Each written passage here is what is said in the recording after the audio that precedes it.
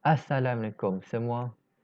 Saya Muhammad Adam Haziq bin Muhammad Tarmizi dari Sekolah Menengah Kebangsaan Kulim, kelas 4 Elit.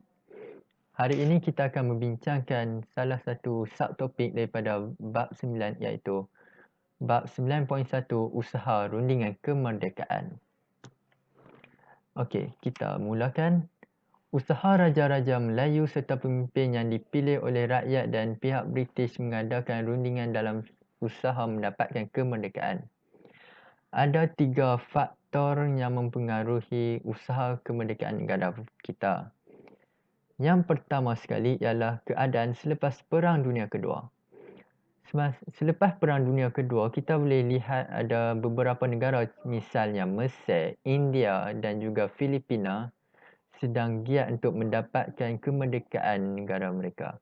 Itu telah pun membangkitkan semangat negara kita untuk mendapatkan kemerdekaan juga. Yang kedua ialah kerajaan British berjanji untuk memberi kemerdekaan kepada Persekutuan Tanah Melayu. Yang ketiga ialah pilihan Raja Umum 1955. Kita teruskan.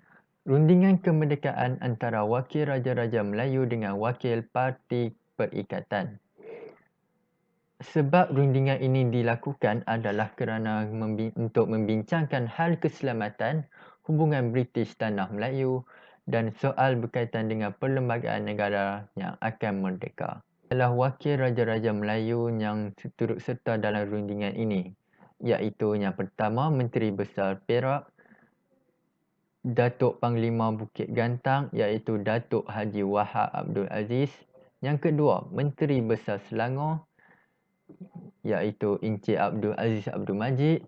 Yang ketiga, Menteri Besar Johor Datuk Muhammad Syed Muhammad Said. Dan keempat, Menteri Besar Kelantan Datuk Ni Ahmad Kamil Haji Mahmud.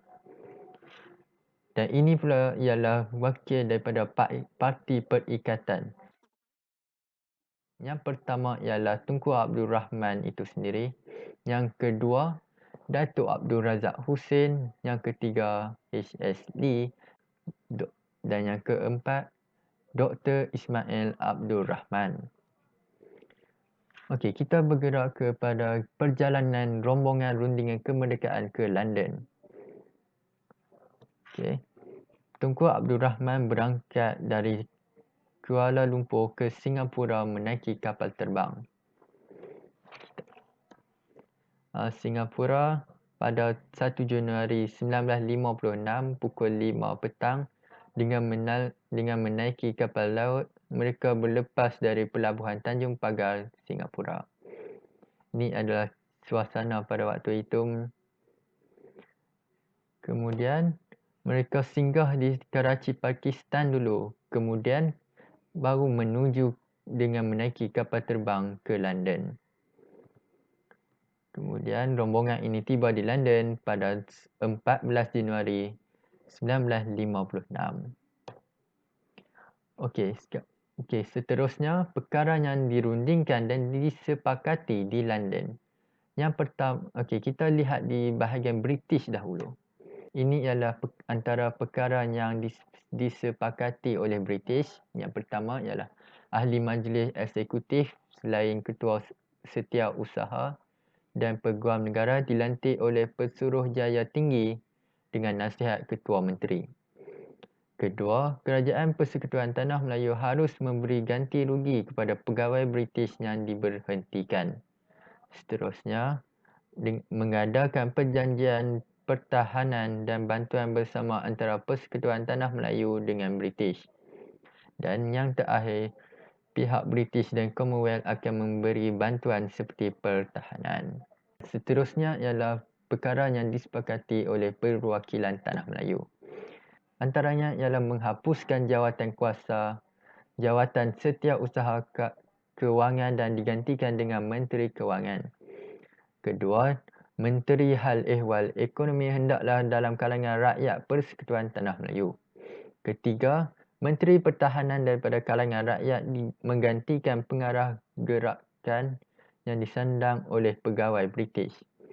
Keempat, berunding tentang isu Suruhanjaya Perlembagaan, Kewangan, Keselamatan dalam negeri dan Perkhidmatan Awam. Dan yang terakhir, menuntut tarikh kemerdekaan tidak lewat daripada 31 Ogos 1957. Misi rombongan ini akhirnya berjaya mendapat persetujuan kerajaan British melalui satu perjanjian yang dikenali Perjanjian Kemerdekaan Tanah Melayu pada 8 Februari 1956. Kemudian bila mereka dah balik daripada London, mereka tiba di Melaka, dan ini ialah apa yang berlaku di sana. Yang pertama, Tunku Abdul Rahman dan rombongan Merdeka selamat tiba di lapangan terbang Batu Berendam, Melaka pada 20 Februari 1956. Kemudian kira-kira 100,000 orang datang untuk mendengar pengumuman tarikh kemerdekaan.